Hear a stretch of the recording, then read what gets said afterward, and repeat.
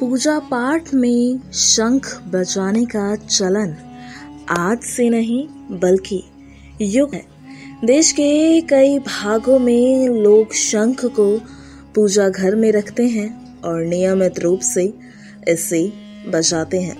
ऐसे में ये उत्सुकता एकदम स्वाभाविक है कि शंख केवल पूजा अर्चना में ही उपयोगी है या फिर इसके कुछ और लाभ भी हैं।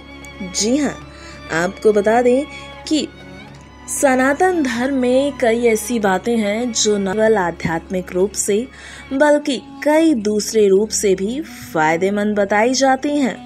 और आज आपको शंख बजाने और इसके इस्तेमाल के क्या क्या फायदे हैं इस बारे में जानकारी देना चाहते हैं। बता दें, ऐसी मान्यता है जिस घर में शंख होता है वहां देवी लक्ष्मी का वास होता। धार्मिक ग्रंथों में शंख को लक्ष्मी का भाई बताया गया है क्योंकि लकी तरह शंख भी सागर से ही उत्पन्न हुआ है। शंख की गिनती समुद्र मंथन से निकले 14 रत्नों में की जाती है।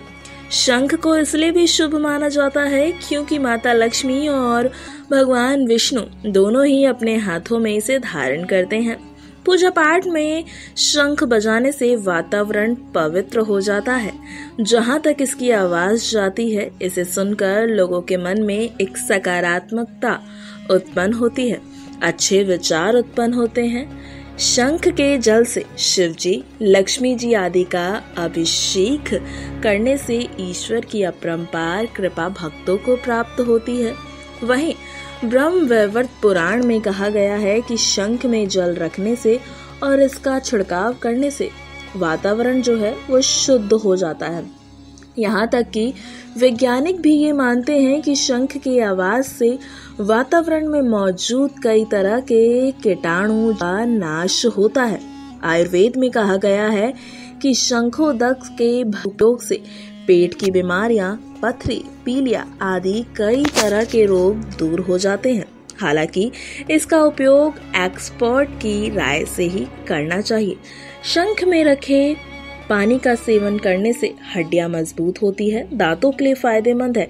शंख में कैल्शियम, फास्फोरस और गंधक के कई गुण मौजूद होते हैं।